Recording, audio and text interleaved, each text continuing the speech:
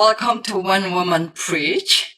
This podcast exists to amplify the voices of AAPI and Latina woman faith leaders at the pulpit and in public square. This podcast was created and is hosted by Isaac, the innovative space for Asian American Christianity, and is made possible by Lily Endowment. My name is Younglee Hertig, a CEO of Isaac. And our guest today is Dr. Jean Neely. And we are very glad to have you join us today. I'm sure you've been very busy. Hello. Yeah. Thank you so much for inviting me. Yes, I remember you writing away at our coffee shop. We ran into each other. Serendipitous encounter, and it means a lot to me to come to, today's podcast to celebrate your final production. Let me briefly introduce Dr. Jean Neely. She's an overachiever, I said, a Korean-American writer and educator. She has a degree in comparative literature from UC Irvine and Sorbonne in Paris, Parlez-vous français, in English literature from the USC. She's a regular contributor to Faith and Leadership, Sojourners, and Inheritance magazine. So you name in this book, Christ in the Abyss. I guess that phrase came from Thomas Merton. Oh, really? Oh, I think you mentioned that. I did. I do mention Merton at the end. Yeah. Toward the end of the book, you were naming early on spiritual perfectionism and spiritual moral minority. And there are a lot of terms and creative ways of describing what I would call double whammy. Spiritual oppression and cultural oppression. Yes. You name it. So many layers. I appreciate you really naming how some of these biblical teachings filter through patriarchal lens can really, be oppressive and traumatic. Yes. So walk us through that as you name spiritual perfectionism. Yeah. Well, I'll just say a little bit, I actually had a friend who read the book and told me that she was so sorry that I had such a horrible church experience.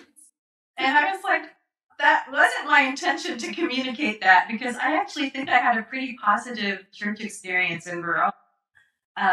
The individuals, a lot of the individuals at the Korean American churches where I grew up were wonderfully welcoming and supportive. I learned a lot about God's grace. It did not feel legalistic overall, I think it was a combination of my temperament, my being already very anxious and self-critical. The sort of broader Christian evangelical culture in the U.S. was very into radical faith when I was growing up. The songs about having an undivided heart and being on fire for Jesus and all out for God. So it was a combination of many different influences, and that I already had this disposition towards being very self-critical. And so I also tended to hone in on the Bible verses that sort of were scary, if you don't build your house on the rock, depart from me, I never knew you. If you're lukewarm, I'll spit you out, those kinds of things. Because I know a lot of people who grew up in the same environment and did not necessarily go through the kind of spiritual perfectionism that I did. So, I'll say that to start. We see Bible, God, Jesus through our dark lenses. Yes. And predominantly male lenses. Yes. And which then begs us for critique. Yeah. And in your listing of how, what a wretch like me, singing that song over and over again impacted you, and how you viewed yourself, it's how it impacted you. Nobody can deny or disagree. Yeah. That's your experience. Yeah.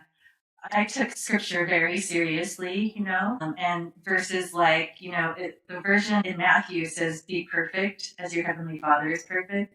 I didn't realize till later, I think in my 20s, that the version in Luke says, be merciful as your Father is merciful. And I love that much more. And I actually heard that on Pray As You Go, that specific passage this past week. And they were talking about how the be perfect might actually refer to the vulnerability of God and God's graciousness to even those who reject God. That was a new perspective for me altogether. So I'm going to think about that a bit more. But when I was growing up, I thought being perfect, like your Heavenly Father, meant so many things. Like many of my friends talked about hearing God a lot, and I didn't hear God so clearly in my prayers, so I thought God was ignoring me. I thought God would heal me of depression because in the culture back then, it was commonly viewed as just spiritually not a good thing to be depressed, and a sign of a lack of faith, I think. So I felt really guilty about that all the time. Yeah, and I thought, yeah, God must be so disappointed in me and so exasperated with me. And interestingly, instead of growing more convinced about God's mercy over time, for a long time, I thought God was getting more and more exasperated with me because I would think, by now, I should be over this, or like, I've been through so much therapy by now, I should know better, or, all these things. So, it was very difficult for a long time. I've spent more than 3 decades deconstructing evangelical theological script in evangelical institutions, and many feel like they don't deserve God's unconditional love, and self-love equals being selfish. Right. And how flawed Christian belief so many people, especially evangelicals, internalized. Yes. And that is deeply saddening. It is. Your book, what stood out to me more than your own conditions, that is deeply poetic and theological. You are doing theological critique. Oh, wow. Thank you. Because of your love for the church, not because you are disdaining them. No, you're not. And I just give you special kudos to naming your courage. So let's jump into a little bit of background and what led you to write this book. Any specific moment you can name? I've always been sort of academically ambitious, even though my parents never pressured us. It's just part of, I guess, Korean culture.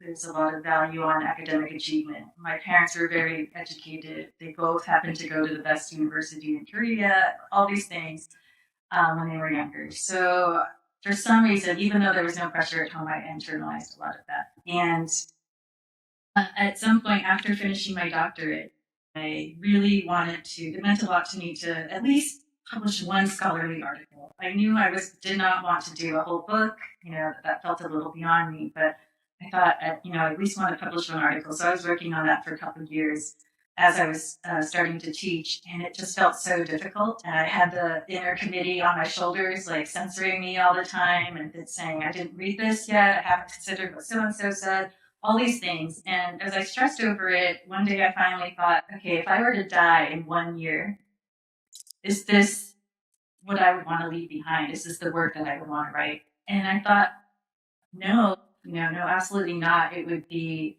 I would want to write something for the younger version of myself and anyone who can relate to that sort of struggle, who's depressed and just feels like there's no help in the church for that. And I felt so alone. I felt so abandoned by God and like such a bad Christian in so many ways. And I had been starting to learn, partly with the help of the spiritual director, partly from contemplative spiritual practices, that God is more merciful than I tend to think from my own intuitions.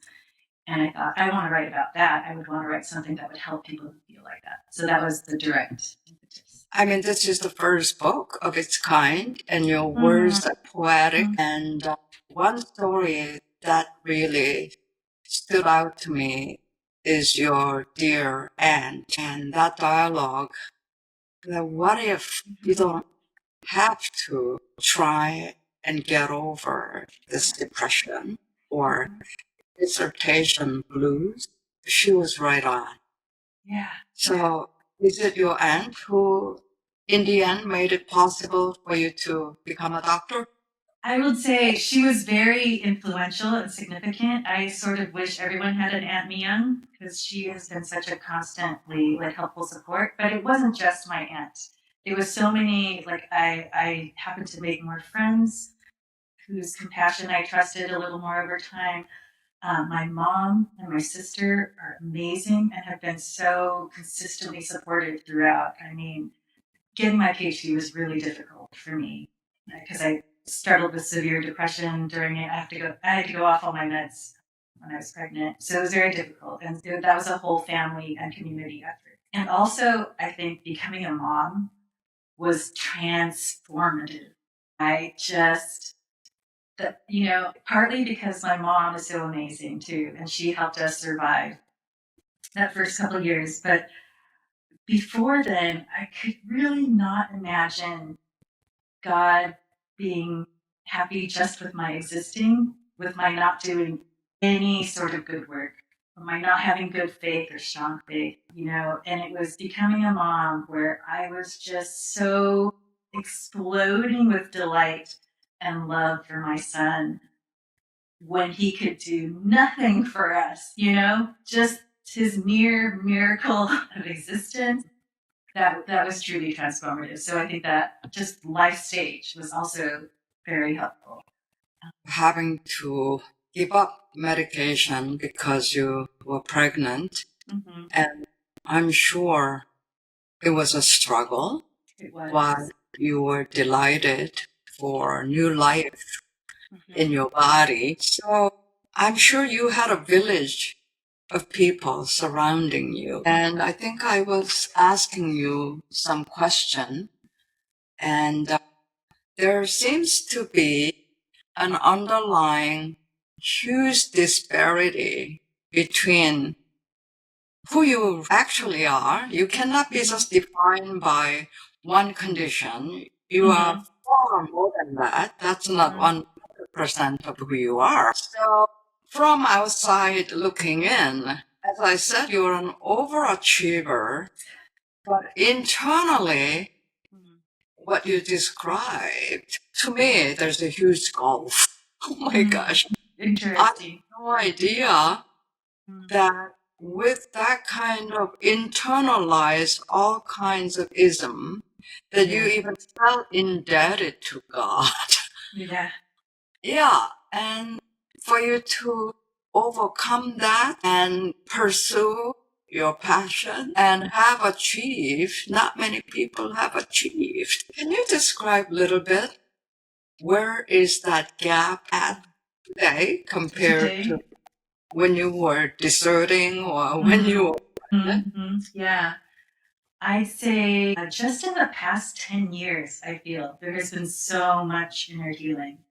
So the gap is still there because I tend to be so insecure, and my friends tell me I'm very self critical and tend to be hard on myself.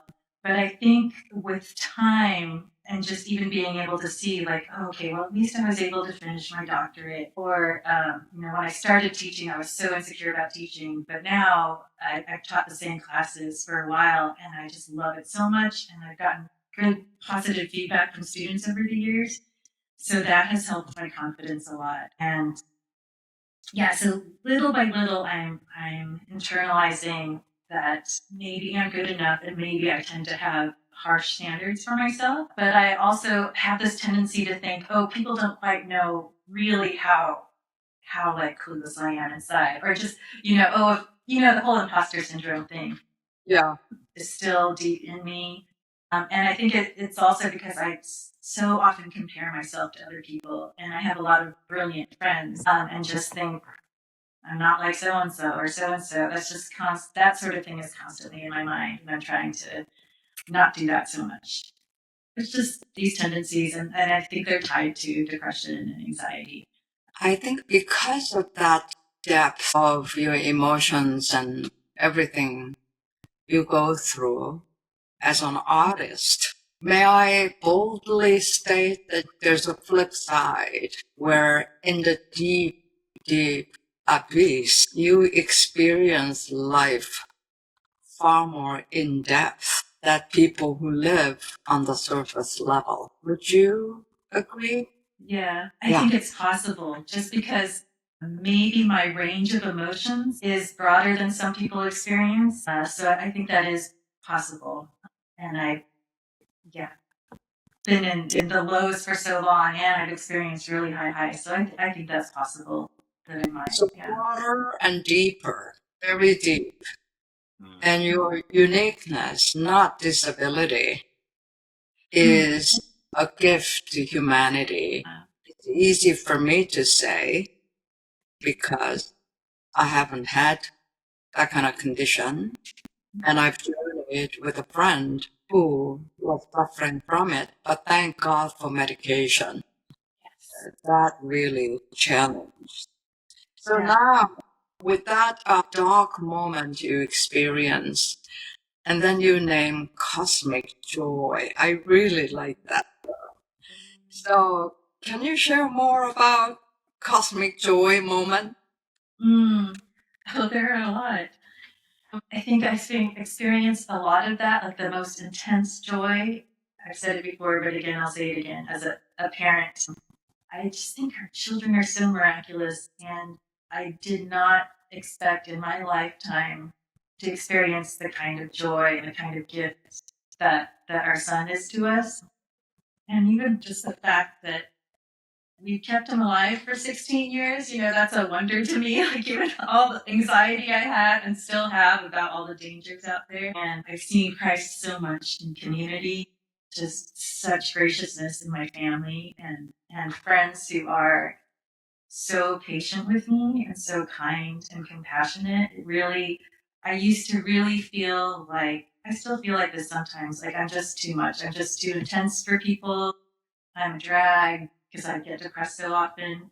And just, I have friends who have said, sort of like you said, that it's sort of a gift to them, just that I'm real with everything I experience. And yeah, so I think community is probably the biggest thing. But also, I love music. So grateful for, like the joy that I get from playing piano, even though I'm not the best pianist. I love language and literature. And I cannot believe that I get to teach college students. And that's such a delight for me. Yeah, I just feel like there are a lot of miracles in my life. Like, I really, when I got my diagnosis, I thought my life was over.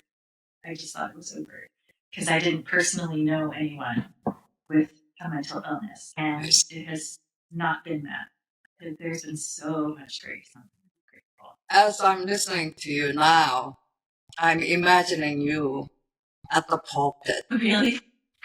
Yeah. And really sharing from the depth of your heart and how the beloved community has been missing out to attend to the needs of the people, the very mission of the church. Yes. Reason Yes.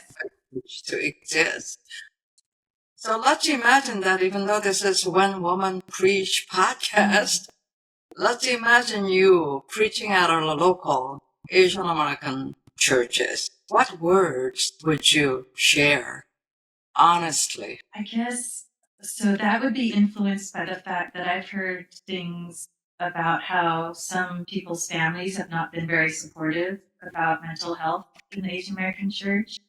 And then the statistics I've heard about Asian America in general, that among ethnic racial groups, I think we tend to still be the least likely to seek out the clinical mental health support. And then also that rates of suicide among young adults, Asian Americans, are rather high. And so, if I were in particularly an Asian American Christian setting, I might try to speak against the shame a little bit and say, many more of us are struggling than we tend to realize because we tend to be quiet about these really messy struggles. And maybe some of us have parents who are worried for us and worried about material success or education or whatever from good intent, but who might impose some pressure that is unhelpful.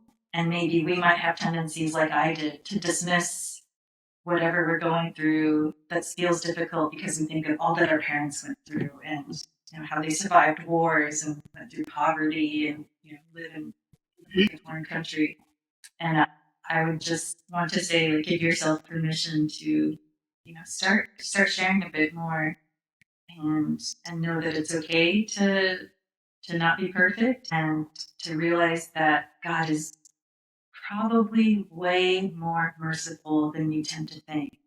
I believe Christ is much more expansive and inclusive and welcoming and more compassionate than any preacher tends to let on a Sunday morning, And I think our language is limited and flawed. I think our metaphors are limited and flawed. And I think we can trust in mercy, and try to build a kind of community together where we support each other because so many of us are suffering. And I really feel like when you know that you're not alone in the messiest, ugliest feeling thing, that is the most healing, helpful thing, to just be with someone in that, even if somebody doesn't have a solution.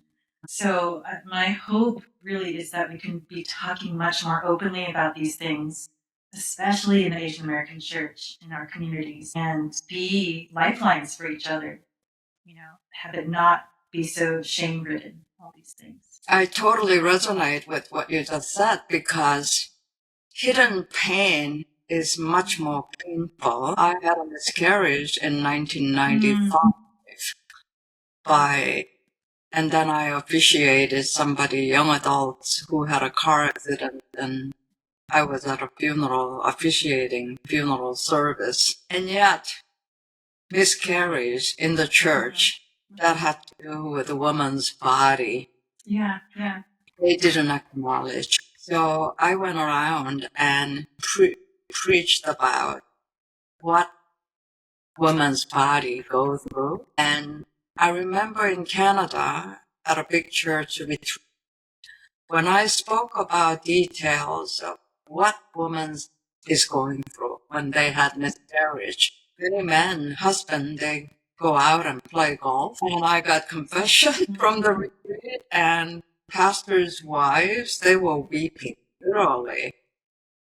So for about a year, I think I talked about that in every setting. So just being able to speak and share what's happening, Yes. that kind of emotion that Yeah. People don't realize how it really takes over your whole body, your whole being. Exactly. Yeah. And so I was very graphic describing this is what your wife might have gone through when you were clueless. Yes. So I got a lot of thank you letters from the pastors' wives at the time. So I have slightly different experience, and yet what it's like to suffer pain in hiding and not having anybody acknowledging your pain at the church. That was more painful, actually, than miscarriage itself. So in that light, are you available to go around and do speaker series? So I'm supposed to do this sort of thing to promote my book, and I've actually been encouraged to preach on Sunday mornings. I'm very open to doing like book talks or chats, smaller things. I might, if I can work up courage, be open to speaking like at a main service, but I am very shy and introverted, and that still feels really scary for me. I still have insecurities about, like, am I going to bore people? Is this even on topic? I don't feel like I'm a Bible scholar at all. So I'm very self-conscious about it, but I also would love to engage with people and would love to visit, especially Asian American churches. But yeah, other churches as well. I'm sure you have to monitor very closely your energy level. Someone said we don't manage time, we manage our energy. Yeah. And I love one-on-one conversations like this. And for me, even though I might be able to do like a bigger congregation, speak to bigger groups, I think the anxiety for me would be really hard to manage leading up to an event like that. But small things like that, I love it. And especially like young adults knowing what they're going through. Because I've heard some of those, it's almost like we are living in an age of anxiety. Almost 90% of the students name that they have anxiety. It's so common now. Yeah. You know what I said? You have good reason to be anxious. We are living in that. Seriously. Culture. Yeah. So I think a lot of what you said, I wish I could, visit each page. But what you name in this book could really benefit everybody. But I'm these days very passionate about reaching out to Gen Z. I love Gen Z. They seem to love Beatles I grew up with. So, yes, thank you for saying yes. And I would like to turn to your page towards the end, 167 and 168. You wrap up beautifully that, Thomas Merton, I just love his book, No One is an Island. For the world and time are the dance of the Lord in emptiness. The silence of the spheres is the music of a wedding feast. The more we persist in misunderstanding the phenomena of life, the more we analyze them out into strange finalities and complex purposes of our own, the more we involve ourselves in sadness, absurdity, and despair. But it does not matter much because no despair of ours can alter the reality of things or stain the joy of the cosmic dance, which is always there. Indeed, we are in the midst of it, and it is in the midst of us, for it beats in our very blood, whether we want it or not. Yet the fact remains that we are invited to forget ourselves on purpose, cast our awful solemnity to the winds and join in the general dance. Let's dance, Jin! And your book, just every word I want to cling to. And now that you have named one of the most challenging issues, the silence issues of the church, I give you kudos, your courage, and the book's impact for many people who are on the same boat. And I invite all of you listeners out there who resonated with Dr. Jean Neely's book, Christ in the Abyss, let's dance, cosmic dance, with joy, without minimizing sadness, anxiety whatsoever. It's two sides of one coin. So, thank you. Once again, the book title is Christ in the Abyss, and you cannot let go. It's a page turner, and I look forward to a roundtable luncheon in August. Thank you for tuning in to When Women Preach podcast. And we'd love to hear from you. And in fact, we'd love to organize roundtable with Dr. Jean Neely, if you would like.